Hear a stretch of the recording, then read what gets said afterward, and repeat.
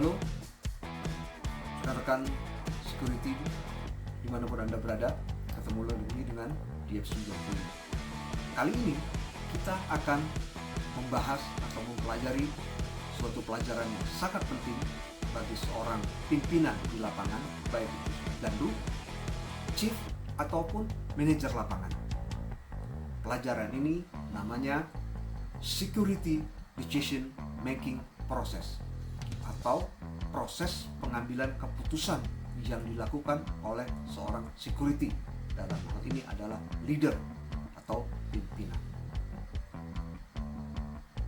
Dalam proses pengambilan keputusan, jika di militer maka dinamakan military decision making process.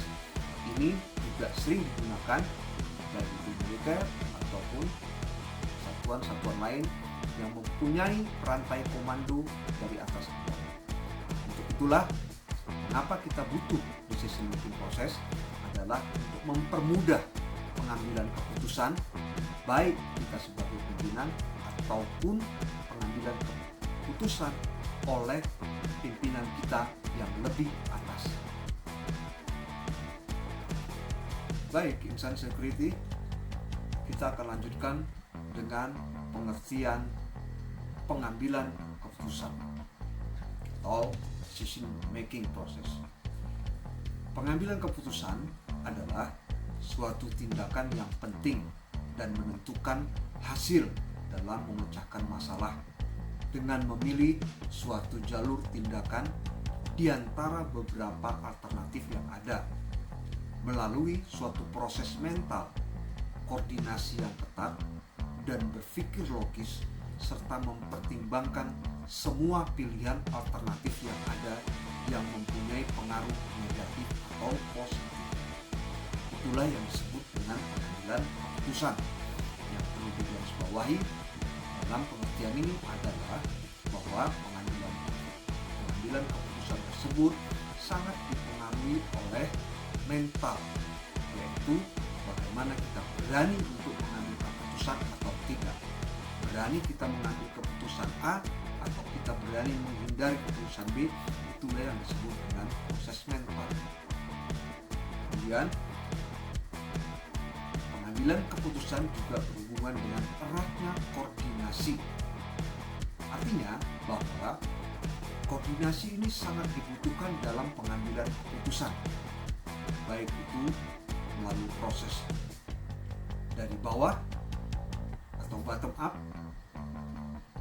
sehingga informasi-informasi sudah akurat untuk diterima oleh pimpinan, sehingga pimpinan dapat mengambil keputusan dengan tepat.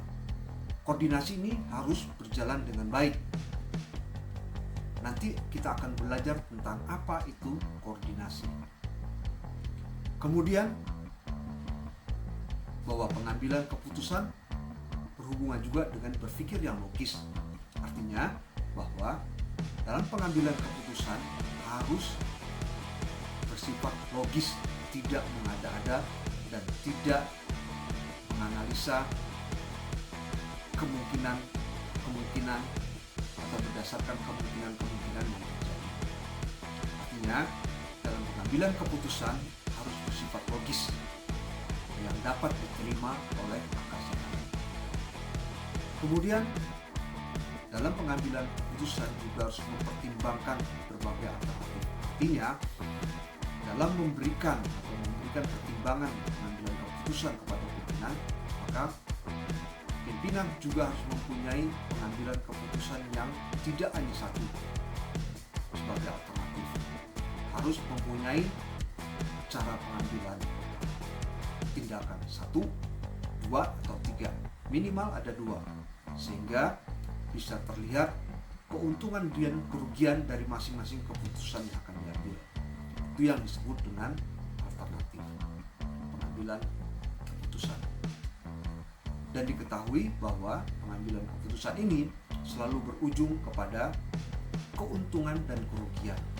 Maka ambillah keputusan di antara beberapa keputusan yang mempunyai keuntungan yang lebih besar dibandingkan kerugian.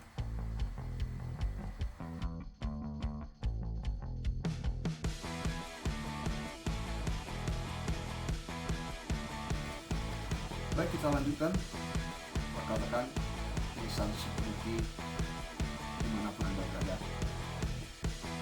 Dalam pengambilan keputusan, kita mengenal langkah-langkah proses pengambilan keputusan.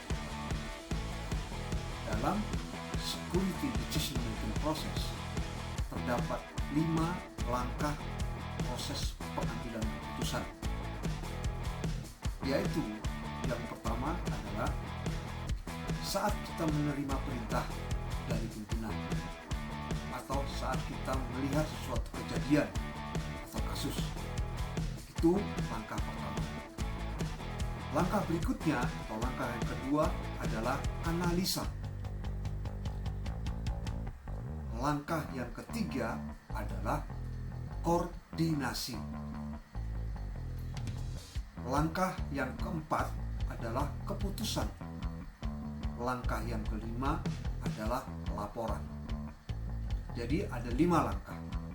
Mari kita mengupas satu persatu tentang langkah-langkah pengambilan keputusan.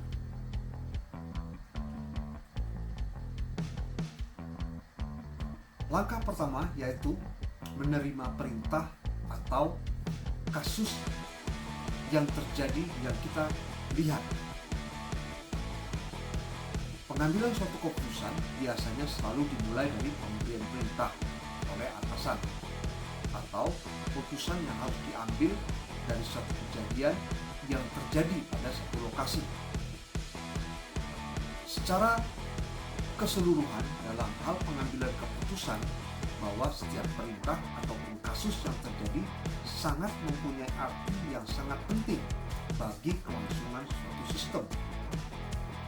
Perintah dapat berubah secara langsung ataupun tidak secara langsung, sedangkan kasus yang terjadi di lokasi dapat berupa apa yang terjadi pada saat itu ataupun kejadian yang sudah berlangsung ataupun kejadian yang kemungkinan akan terjadi. Dalam menyikapi perintah dan kasus terjadi dalam hal pengambilan keputusan pada langkah pertama ini, maka harus diperhatikan. Yang pertama adalah sumber pemberi perintah. Sumber pemberi perintah ini harus jelas dan harus dapat dipertanggungjawabkan. Jika kita menerima perintah, maka kita harus memastikan bahwa perintah itu adalah diberikan kepada kita dari orang yang tepat dan benar. Kemudian, catatlah waktu dan tempat pemberian perintah atau kejadian yang sedang berlangsung. Kemudian, tanyakan hal-hal yang penting yang belum jelas dan cari informasi sebanyak mungkin terhadap suatu kejadian. Kemudian, kumpulkan informasi yang penting lainnya dari sumber yang berbeda untuk mendukung pengambilan keputusan. Ini adalah hal yang harus diperhatikan dalam menerima perintah atau melihat suatu kasus yang terjadi. Pertama, yaitu perintah jelas dari siapa dan apa perintahnya, catat waktunya, tanyakan hal yang penting jika belum jelas, dan jangan sekali-sekali melaksanakan perintah jika perintah itu belum jelas untuk kita laksanakan. Kemudian kumpulkan informasi yang penting lainnya dari sumber yang untuk dapat mendukung pengambilan keputusan. Artinya, jika kita menerima informasi dari pimpinan, maka kita juga perlu menambah informasi-informasi tambahan yang diperlukan, yang kita dapat dari sumber-sumber yang berkaitan dengan perintah-perintah yang telah diberikan kepada kita. Inilah langkah pertama jika kita dalam proses pengambilan